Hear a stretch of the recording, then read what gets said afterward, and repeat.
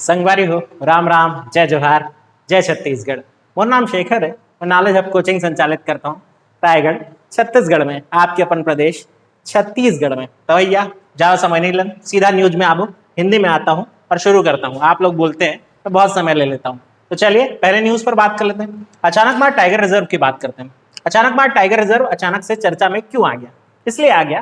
पहले तो ये जानो कि है कहाँ। जिला मुंगेली ना, बहुत दिनों तक बिलासपुर पड़े हो, दिक्कत हो जाती है। जिला मुंगेली में तो हुआ यह है कि टाइगर रिजर्व के भीतर गांव नहीं रह सकते, इसलिए जो ऑलरेडी उस क्षेत्र में आने वाले गांव हैं उन्हें वहां से हटाए जाने का काम किया जाना है। अब 19 ऐसे गांव हैं जिनको हटाए जाने का फैसला किया गया है, यानी विस्थापन करने का फैसला किया गया है। हटाया जाना विस्थापन होता है अपनी जगह से। अब ये विस्थापन होगा तो भाई उनको जहां दूसरी जगह भेजा जाए वहां जीने खाने के लिए कुछ चीजें चाहिए होंगी, इंफ्रास्ट्रक्चर के लिए कोई चीजें चाहिए होंगी। तो ये सोचा गया है कि उनको जहां विस्थापित किया जाए वहां मूलभूत सुविधाएं जो है, इंफ्रास्ट्रक्चरल चीजें मौजूद हों। साथ ही जिन घरों को विस्थापित किया जा रहा है उन प्रति घर या तो 10 लाख रुपए नगद की आर्थिक सहायता कर दी जाए, या क्या किया जाए, या बड़े महत्वपूर्ण तरीके से उनको 2 हेक्टेयर जमीन और 5000 स्क्वायर फीट है बाड़ी क्षेत्र के लिए दे दिए जाएं, जहां वो अपनी खेती बाड़ी या बागान बगीचे लगा करके अपनी आजीविका चला सकें। तो देखते हैं, अनाउंसमेंट तो बहुत सारी चीजों की होती है, पूरा कितना होता है। फिर बात करते हैं अगली न्यूज की। 4 एथेनॉल संयंत्र को मंजूरी मिली है, और ये न्यूज आज का सबसे महत्वपूर्ण न्यूज है। आने वाले एग्जाम की दृष्टि से आप इसे नोट कर लीजिए कि ये आएगा ही आएगा। 4 एथेनॉल संयंत्र, एथेनॉल यानी बायोफ्यूल, किससे बनेगा? धान से बनेगा। छत्तीसगढ़ के द्वारा एकत्रित धान से अब बायोफ्यूल बनाने को मंजूरी मिली है।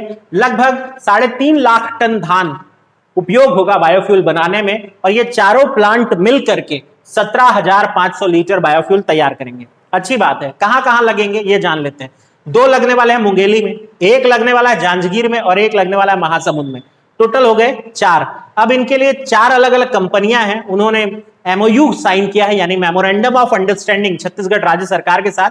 और छत्तीसगढ़ राज्य सरकार में इसी के साथ निवेश हुआ 507 करोड़ 82 लाख रुपए का। इतना राजस्व जो है वो छत्तीसगढ़ के खाते जुड़ जाएगा, या छत्तीसगढ़ को प्राप्त होगा इस फर्म के जरिए, जो कि एमओयू हुआ है। अब ये जान लेते हैं कि कौन कौन सी कंपनी है जो इसमें इंटरेस्टेड थी और जिनको ये टेंडर मिला।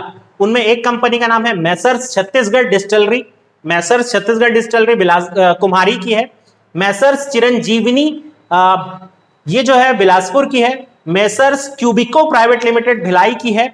और मैसर्स श्याम वेयर हाउसिंग, इसका जगह मुझे नहीं मिल पाया भाई, 2-3 न्यूज़पेपर देखे, नहीं मिल पाया, तो इसका आप जगह नोन माने या खुद खोज लीजिए, मिल जाए तो मुझे भी बताइए, मेरा भी थोड़ा भला हो जाएगा। तो ये सब डाटा आपको ध्यान रखना है। 507 करोड़ 82 लाख का जो है एमओयू हुआ है। 4 कंपनी है, 4 जगह बनेंगी, जिसमें 2 मुंगेली में बन रहा है।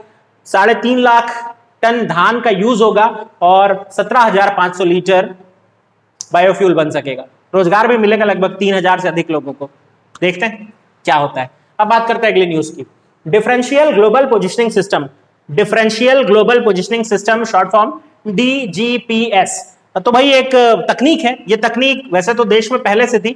छत्तीसगढ़ राज्य सरकार का वन विभाग अब इसे यूज करने की कोशिश कर रहा है। प्रस्ताव भेज दिया गया है, मंजूर होते ही शुरू हो जाएगा। इसमें क्या किया जाएगा? एक तरह से मैपिंग की जाएगी पूरे वन क्षेत्र की, जिससे कुछ चीजें आसान हो जाएंगी।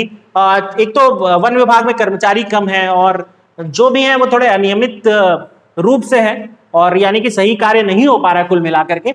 तो अगर ये सिस्टम काम करने लगे तो काफी चीजें आसान हो जाएंगी। पहली चीज की वन का कोई बाउंड्री वॉल नहीं घेरता है, तो भाई वन का जो सीमा है, बाहरी सीमा, अक्सर लोग उसका अतिक्रमण कर जाते हैं, वन काटे और अपना घर वर बसा के रहने लगे या कोई इंडस्ट्री बना लिए। इस सब चीजों पर नजर रखी जा सकेगी, यानी वन की सीमा कहां तक है ये हमेशा मालूम रहेगा। दूसरा, किस क्षेत्र में कितने सघन वन है, कौन कौन से प्रकार के वृक्ष जो है वहां मौजूद है, उनका ग्रोथ कैसा है, ये सारी चीजें पता चल सकेंगी। फिर वृक्षारोपण जो अभियान चलते हैं और उसके नाम पे काफी फंड आता है, उसका यूज हुआ कि नहीं हुआ, सच में वृक्षारोपण हुआ कि नहीं, और अगर हुआ तो उसका रिजल्ट दिख रहा है कि नहीं दिख रहा है। फिर क्या होता है, कई बार उसी जगह वृक्षारोपण के नाम पे फिर पैसे मंजूर हो जाते हैं, तो भाई जहां हो चुका है वहां फिर क्यों होगा। ये सारी चीजें अब रिकॉर्ड रहेंगी डिजिटल रिकॉर्ड के रूप में, अगर लागू होता है डीजीपीएस यानी डिफरेंशियल ग्लोबल पोजिशनिंग सिस्टम। उम्मीद है लागू हो जाए, छत्तीसगढ़ के वन विभाग को काफी लाभ होगा। फिर बात करते हैं भुकभुकी। भुकभुकी एक गांव का नाम है और यहाँ बनने वाला एडवेंचर पार्क, भुकभुकी सुन के दुखदुखी आ रही होगी नहीं, तो ये कोरिया में होगा। कोरिया के भीतर खड़गवां विकास खंड है, वहां ये बनेगा एडवेंचर पार्क। जिला कलेक्टर जो है वहां पहुंचे, जगह चिन्हांकन हो गया है, काम शुरू हो गया। बेसिकली 2021-22 तक आप इसे बनते हुए देखेंगे। एक बनेगा थीम पार्क, एक बनेगा एडवेंचर पार्क, जहां आप ट्रैकिंग कर पाएंगे, माउंटेन ट्रैकिंग या पैराग्लाइडिंग। आजकल हर जगह पैराग्लाइडिंग करा रहे नहीं अपन, तो वो सब कुछ हो सकेगा। भाई ये कोरोना खत्म होना, बैक पैक करना है, सीधा इन सारी जगहों की तरफ जाइएगा जो मैं आपको बताते आ रहा हूं। फिर बात करते हैं अगली न्यूज की। और ये कहाँ है पता चल गया ना, कोरिया में। लाइफ सपोर्ट एम्बुलेंस, तो ना मैं बहुत सारे न्यूज़पेपर पढ़ता हूँ, इनफैक्ट छत्तीसगढ़ के अलावा भारत के भी सभी समाचार पत्र, तो मुझे कुछ ना कुछ डाटा मिलता रहता है। आज छत्तीसगढ़ के एक आंकड़े से मुलाकात हुई। आंकड़ा था छत्तीसगढ़ में एम्बुलेंस सेवा का 108 सेवा, ये तो पता ही है, संजीवनी एक्सप्रेस जिसे कहते हैं हम, तो वो चल रही है राज्य में। और उसके भीतर पूरे प्रदेश में 270 जनरल एम्बुलेंस चलाई जा रही है, जो कि सामान्य स्वास्थ्य सेवाओं के साथ होती है, जिसमें लाइफ सपोर्ट सिस्टम नहीं होता है। लाइफ सपोर्ट सिस्टम वाली केवल 25 एम्बुलेंस है, इस बात की जानकारी मिली। और ये 25 अलग अलग जिलों में है, यानी हर जिले के लिए एक। तो आप बोलेंगे कि कौन कौन से जिले में नहीं है भाई? बेमेतरा में नहीं है, बलौदाबाजार में नहीं है। तो बेमेतरा और बलौदाबाजार वाले मांग करें भाई कि क्यों नहीं है, बनना चाहिए, वहां भी होना चाहिए। बाकी लोग देखें, आपके जिले में केवल एक है, ये भी तकलीफ का विषय है। बहरहाल जानकारी तो जानकारी है। लाइफ सपोर्ट एम्बुलेंस केवल 25 है और जनरल एम्बुलेंस जो 108 के भीतर आती है 270 है। फिर बात करते हैं हांदावाड़ा जलप्रपात की। बड़ा आइकॉनिक जलप्रपात है। कहते थे कि बाहुबली की शूटिंग होगी यहाँ। राजमौली की टीम पहुंची भी थी, शायद कुछ फुटेज शूट भी किए गए पर यूज नहीं हुए। जगह बड़ी जटिल है जा पाना। अभी न्यूज़पेपर में इसकी फोटो आई तो चर्चा में आ गया, तो मैं सोचा आपसे बात कर लेता हूँ हांदावाड़ा के बारे में। हांदावाड़ा जलप्रपात जिला नारायणपुर में है और ऐसा माना जा रहा है कि अगर इसकी ऊंचाई नापी जाए तो छत्तीसगढ़ का सबसे ऊंचा जलप्रपात साबित हो सकता है। अभी कौन है आपको नीचे कमेंट बॉक्स में लिख के बताना है। देखते हैं कि इस पर क्या कार्य किया जाता है या इसका टूरिज्म कैसे विकसित किया जाता है। आप इसे बस्तर की एक और खूबसूरती मान सकते हैं, जो कि काफी दिन तक नजरों से छुपी रही, पर भाई अब कैमरा है और लोगों के इच्छा शक्ति के कारण ये सब सामने आ रहा है। तो अब कुछ जानकारी है, जान लीजिए। दूधधारा डोंगरी पहाड़ से ये नीचे उतरता है। हाँ, तो ये मोयदेर नाम का जलप्रपात है। मैं अभी भी प्रोनाउंसिएशन गलत कर रहा हूं, एक्चुअली ये गोयदेर है। हाँ, गोयदेर नाला जो है वो नीचे गिरता है और ये बनाता है हांदावाड़ा जलप्रपात। 400 से 500 फीट की ऊंचाई से गिरता है ऐसा माना जा रहा है। और भाई बाहुबली हो जाती शूट तो फिर तो सब जान लेते हैं। बहरहाल बाहुबली शूट नहीं हो पाई, लेकिन वहां वाटरफॉल का सीन बहुत आइकॉनिक था। वो जलप्रपात बहुत सुंदर लगा। एक्चुअल में वो एक जलप्रपात नहीं है, 3-4 जलप्रपात जोड़े गए थे। जो रियल जलप्रपात है जिसके पास शूटिंग हुई वो केरल में है और उसका नाम अथिरापल्ली जलप्रपात है। अथिरापल्ली, कभी केरल घूमने जाएं तो घूम करके आइएगा। अब बात करते हैं गांधी जी के मंदिर की। छत्तीसगढ़ में गांधी जी का एक मंदिर भी है। ये मंदिर है छतियारा में। छतियारा कहाँ है? धमतरी में। तो भाई मेरे अभी ग्रुप में किसी ने बोला था कि सिर्फ बस्तर क्यों, धमतरी क्यों नहीं? तो भाई धमतरी के बारे में आइए जानते हैं, मैं सबका ख्याल रखता हूँ। तो गांधी मंदिर छतियारा में है और ये छत्तीसगढ़ का समझ लीजिए गांधी जी का वो मंदिर है जो कि बहुत सारे लोगों को बिल्कुल नहीं पता था। आज आप जानेंगे। गांधी जी की पहली छत्तीसगढ़ यात्रा हुई थी कंडेल नहर सत्याग्रह के समय। तो उस समय इस गांव के एक व्यक्ति थे दुखूराम ठाकुर जी, वो भाषण सुनने पहुंचे और गांधी जी से इतने प्रभावित हुए। अब आज आप इंटरनेट की दुनिया में गांधी जी का जो भी चेहरा देख पाते हो, अब झूठ तो बहुत आसानी से फैला लिया जाता है, तो आपकी नजर में गांधी जी जैसे भी हो। धमतरी वाले लोगों के लिए बहुत सम्माननीय है गांधी जी। और इसी क्रम में आप ये जानिए कि दुखूराम ठाकुर जी अपने जीवनचर्या को पूरा बदल लिए, पूरे लाइफस्टाइल को चेंज किया, गांधीवादी तरीका अपनाया, पूरे गांव को प्रभावित किया और फिर गांव वालों ने तय किया कि भाई मंदिर तो बनना चाहिए। गांधी जी का मंदिर बना और गांधी जी की पूजा होती है। वैसे इंसान पूजा के तो मैं खिलाफ हूँ, लेकिन ठीक है, पूजा होती है, सब बहुत सारे लोगों की होती है, गांधी जी की यहाँ होती है। और इसमें 2 अक्टूबर के दिन अखबार का भोग चढ़ाया जाता है, अखबार चढ़ाया जाता है गांधी जी को, नवभारत अखबार। ठीक है, चलिए, ये नहीं बताना था लेकिन बता रहा हूँ भाई, सब पेपर पढ़ता हूँ मैं, तो ये भी जान लीजिए। तो ये याद रख लेंगे गांधी जी का मंदिर। अब फिर बात करते हैं बस्तर दशहरा। इसके टाइमलाइन की घोषणा हुई है, यानी मेन पर्व कब कब होने वाले हैं। हमने कुछ पर्व के ऊपर पहले भी बात की थी, यानी कुछ जो रिवाज है उनके ऊपर बात की थी। 20 जुलाई को पाठ यात्रा के साथ शुरू हो गया था। इसके बाद 31 अगस्त को हमने डेरी गड़ाई की परंपरा देखी और अब हम आगे बढ़ करके 16 अक्टूबर काछन गादी, 16 अक्टूबर को क्या देखने वाले हैं? काछन गादी, जो इस पर्व की शुरुआत होगी मानते हैं।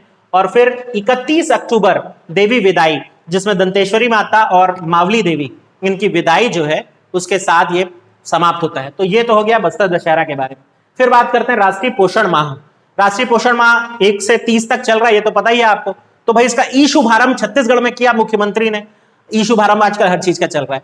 तो इसमें उन्होंने खुद भाषण में बताया कि छत्तीसगढ़ में 37% बच्चे 37% बच्चे कुपोषण के शिकार हैं और 47% महिलाएं एनीमिया के शिकार हैं, यानी रक्त अल्पता। तो भैया दिक्कत है, देखें क्या निपटारा होता है या क्या इसमें काम होता है। वैसे ये भी एक फैक्ट है कि 13% कुपोषण दर में कमी आई है छत्तीसगढ़ में। देखते हैं क्या चीजें।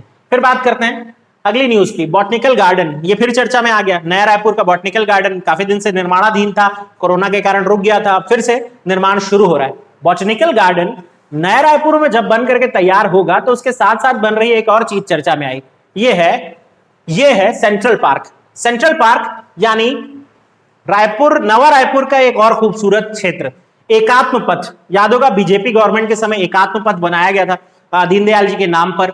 उसके दोनों साइड ये बनाया जाएगा, लगभग 35 एकड़ का क्षेत्र होगा जिसके दोनों साइड ये पार्क विकसित किए जाने हैं। तो ये आज समाचार पत्र में था, आप जान सकते हैं। अब बात करते हैं एक, हाँ ये शायद एग्जाम में ना आए लेकिन आपके हमारे सेहत के लिए जरूरी है, याद रखेंगे। Hospital CG covid19.in, hospital CG covid19.in क्या है ये एक वेब पोर्टल है। क्यों उपयोग में आएगा?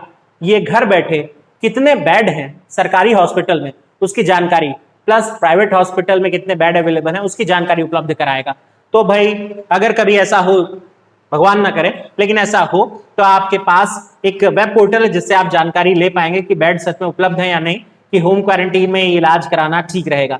रायपुर से इसकी शुरुआत हुई है, धीरे धीरे बाकी जिलों में भी फैलेगा, जल्द हो तो बढ़िया है। ठीक है, अब बात करते हैं मॉडमसिल्ली बांध की। अगेन देखा धमतरी आ गए फिर से हम। तो मॉडमसिल्ली बांध, आज इसकी तस्वीर आई थी और इसकी कुछ जानकारी आई थी, मैंने सोचा आपसे भी शेयर कर लेता हूं। हालांकि हम पहले भी किए, फिर भी आज एक बार जो मुझसे अब जुड़े वो जानिए। तो मॉडमसिल्ली जो बांध है वो एशिया का पहला साइफन बांध कहलाया, और उन दिनों इस तरह का कोई स्ट्रक्चर एशिया में था ही नहीं। बहुत खूबसूरत संरचना मॉडमसिल्ली की, और बना जो है जाहिर सी बात है अंग्रेजों के समय में है, लेकिन इसके जो अभियंता, इंजीनियर यार, वो एक भारतीय थे, राजेंद्र नाथ सूर नाम था उनका। राजेंद्र नाथ सूर साहब ने इसको बनाया और अंग्रेज भी इसे देख करके इतने खुश हुए कि भाई उनको राय साहब की उपाधि दी गई थी। 1923 में यह बांध तैयार हुआ, 1914 से बनना शुरू हुआ था, और कहते हैं एकदम पारंपरिक तरीके से बनाया गया था, यानी बेल के गूदे और चूने के साथ लेप बना करके इसकी जोड़ाई का काम किया गया है ना, आइकॉनिक। और साइफन बांध यानी 34 गेट ऐसे साइफन तकनीक से बनाए गए हैं कि जैसे ही बांध पूरा भरता है ये गेट अपने आप खुलते हैं और फिर पानी फ्लो होकर के बाहर निकलने लगता है, यानी बांध टूटने का खतरा भी नहीं। इस तरह की सोच उस समय हो पाना उपलब्धि है भाई, और अब तो ऐसे और बांध बन जाते हैं, लेकिन तब ये सोच अपने आप में बहुत खूबसूरत नमूना। 34 साइफन गेट है इसमें। अब तो ये वैसे गंगरेल का एक सपोर्ट डैम बन के रह गया है, इसका पानी छूट करके गंगरेल में ही पहुंचता है और बाढ़ की स्थिति को नियंत्रण में लाया जाता है।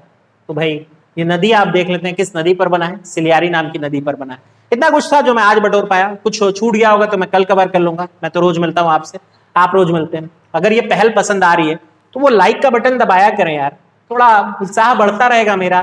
मैं रोज ये बात कहता हूँ और आप रोज भूल जाते हैं। चलिए आज ना भूलें, मुलाकात करते हैं कल, आपसे मिलना अच्छा लगता है।